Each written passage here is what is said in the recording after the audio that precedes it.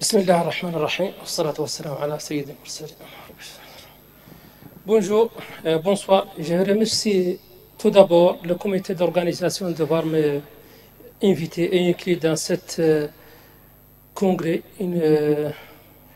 inoubliable. Et je m'excuse pour nos collègues francophones parce que je vais faire mes présentations en anglais, si vous me permettez. Modern medical education faces a problem of combining the latest technology procedures and information with classic teaching methods. The goal is to prepare the student to become a physician equipped with the latest conception in medicine. Another challenge is the linking of theoretical and practical knowledge without forgetting the socio-practical aspect of medical care.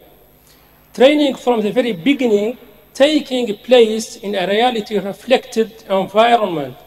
For example, simulation-based training seems to be a beneficial solution.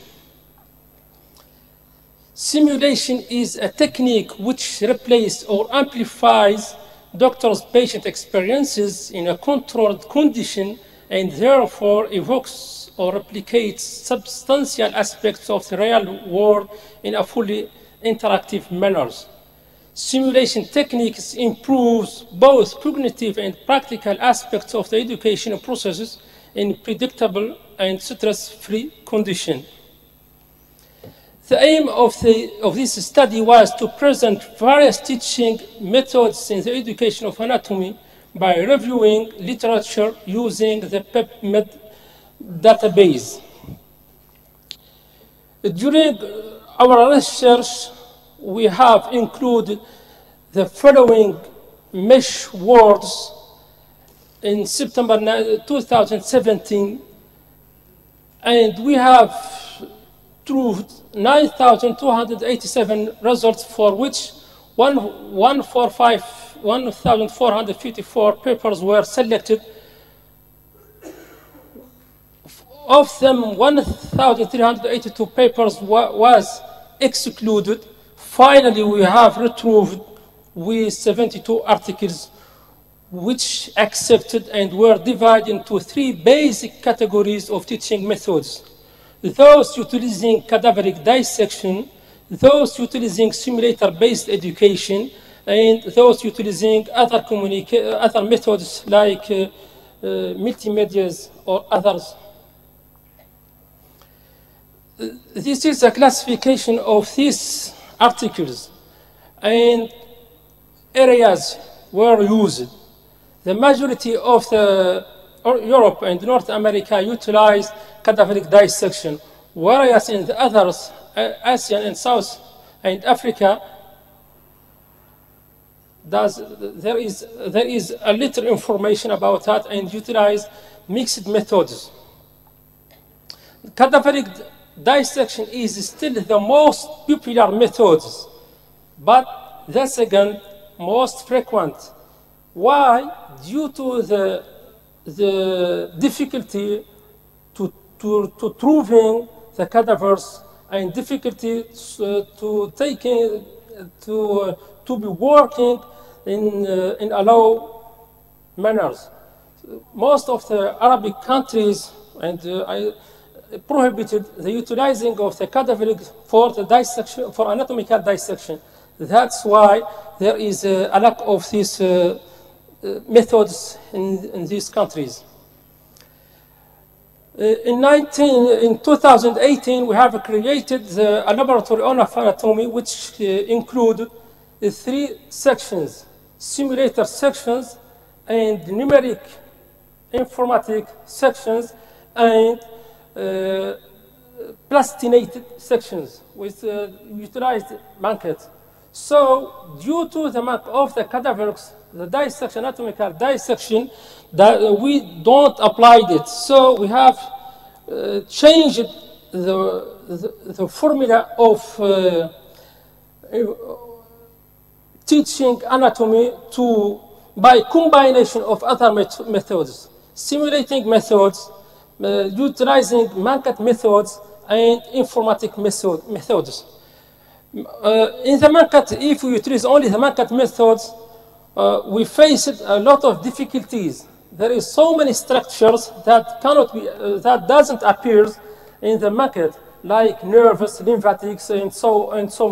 And the tactile touch of the market doesn't reflect the reality of the human being core. So the knowledge and the skills like teamwork, stereoscoping strategies, empathy, and respect of the human body, nobody can take this in consideration if he doesn't experiment anatomical dissection in the human being core. If we work only with computers or market or plastinated formula, there is this kind of human being respect, either living or after his death, is still aware. This is an image of our combined units of plastinated models and informatic models.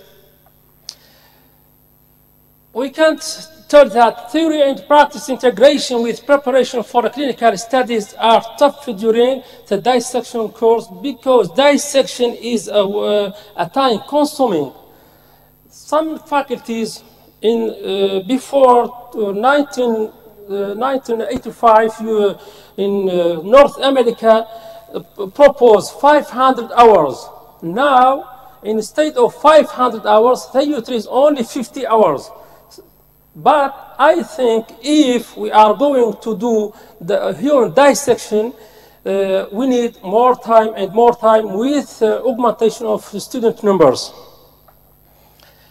It has been reported during undergraduate medical education, the trainee should not only gain theoretical knowledge, but also acquire essential skills. The surgical procedure shown to the undergraduate provide a purposeful and memorable ways of learning anatomy in comparison with conventional teaching methods.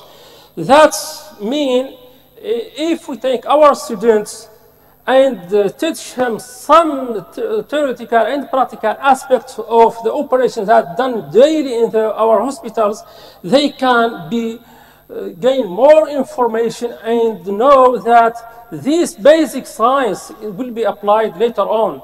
And they have to know exactly the anatomical structures and the relationship between organs.